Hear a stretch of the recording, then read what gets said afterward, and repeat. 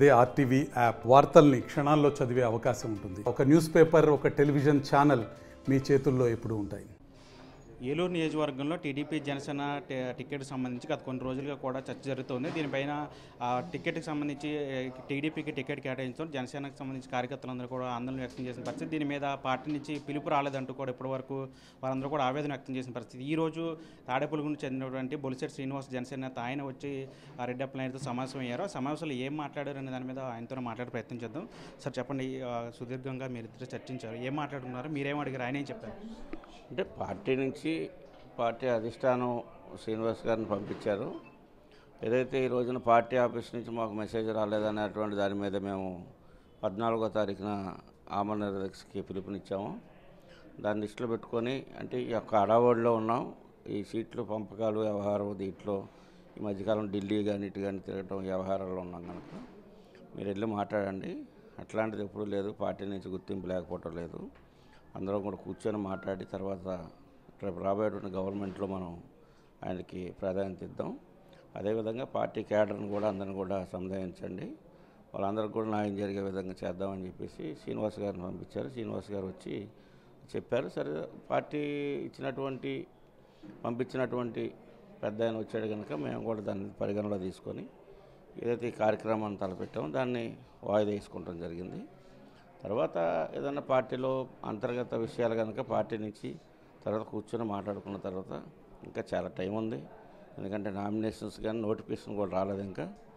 ఆ తర్వాత క్రమంలో పార్టీ నుంచి కానీ ఇటు పొత్తులో భాగంగా ఉన్నటువంటి పార్టీ నుంచి కానీ సరైనటువంటి విధి విధానాలు వ్యవహారం అన్నీ కూడా మా యొక్క రాబోయే రోజులు ఏ రకంగా ఉండాలనేది కూడా చూసుకుంటాం.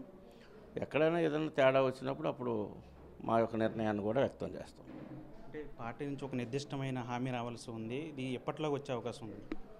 వస్తుంది. అంటే ఇంకా సీట్లు ఇప్పుడు 21 సీట్లకి 5 సీట్లు 6 సీట్లు మాత్రమే ప్రకటించారు.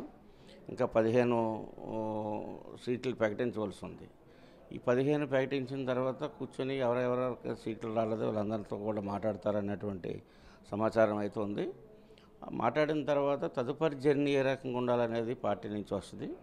అప్పుడు తర్వాత వచ్చినటువంటి యొక్క విధానాన్ని బట్టి మా యొక్క ఆలోచన కూడా ఉంటుంది. అంటే ఇప్పుడు మీరు పూర్తిగా నిరాహార దీక్షను పూర్తిగా విరమించినట్ట, లేదంటే మీకు నిర్దిష్టమైన సంకేతాలు రాకపోతే మళ్ళీ ఏమైనా వాయిదా వేస్తాం, దాన్ని వాయిదా వేసేసాం. ఇప్పుడు 14వ తారీఖు జరగవలసినటువంటి కార్యక్రమాన్ని అయితే రద్దు చేసాం.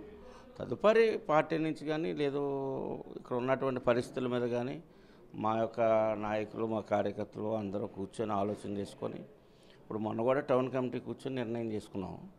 తర్వాత కూడా ఏంటంటే మా యొక్క డివిజన్స్ కమిటీలు కానీ టౌన్ కమిటీ కానీ మేమందరం కూడా కూర్చొని ఏదైతే ఈ రోజున పొత్తులో భాగంగా తెలుగుదేశం పార్టీతో ఉందో సరైనటువంటి విధానం అక్కడ అటు నుంచి కానీ ఇటు నుంచి కానీ లేనప్పుడు మళ్ళీ మేము కూర్చొని మాట్లాడుకొని మా ఆలోచనని మా యొక్క విధానాలను కూడా ప్రకటిస్తాం. అంటే మిమ్మల్ని ఎమ్మెల్యేగా చూడాలని మీ కార్యకర్తలందరూ కూడా ఆశపడ్డారు, దానికోసం ఎదురు చూస్తున్నారు. కానీ ఇప్పుడు ప్రభుత్వం మారిన తర్వాత నామినేటెడ్ పోస్టులు ఇస్తామని అంటున్నారు, దానికి మీరు సిద్ధంగా ఉన్నారా? అంటే సహజం, ఇప్పుడు అందరం ఆశిస్తాం ఎమ్మెల్యేలు కావాలని, ఏదో ఒక ప్రత్యక్ష రాజకీయాలు ఎన్ని కావాలన్నటువంటి ఆలోచన మా అందరికీ ఉంది.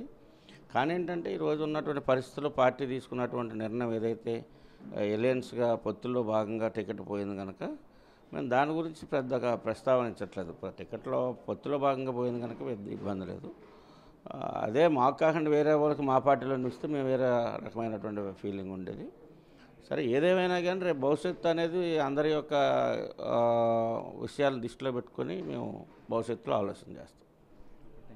ఇది మొత్తంగా రెడ్డి అప్పలనాయుడు చెప్తున్నారు. ఏదైతే టికెట్కి సంబంధించిన వ్యవహారంలో పార్టీ నుంచి ఇప్పటి వరకు కూడా నిర్దిష్టమైనటువంటి హామీలు ఏమీ రాలేదనుకున్నాం. కానీ ఇప్పుడు జనసేనకు సంబంధించిన నేతలు వచ్చి మాట్లాడారు కాబట్టి భవిష్యత్తులో పార్టీ ఎలాంటి ఆదేశాలు ఇస్తుంది, దాన్ని ఖచ్చితంగా ఎట్లా తీసుకెళ్లాలో ముందుకనే దాని మీదే ఆలోచిస్తాము. ఎందుకంటే ప్రత్యక్ష రాజకీయాలు ఉండాలని అందరికీ ఉంటుంది, కాకపోతే పార్టీ పొత్తు ధర్మం పాటించాలి కాబట్టి ఖచ్చితంగా పార్టీ ఏ ఆదేశాలు ఇస్తే అది పాటించడానికి రెడీగా ఉన్నాం అని చెప్పి రెడ్డి అప్పలనాయుడు చెప్తున్న పరిస్థితి. అంటే మన ఆర్టీవీ ఏలూరు నుంచి మరిన్ని వీడియోస్ కోసం ఛానల్ ని సబ్స్క్రైబ్ చేయండి, లేటెస్ట్ అప్డేట్స్ కోసం వాట్సాప్ ఛానల్ ని ఫాలో చేయండి అండ్ లింక్ డిస్క్రిప్షన్ లో ఉంది.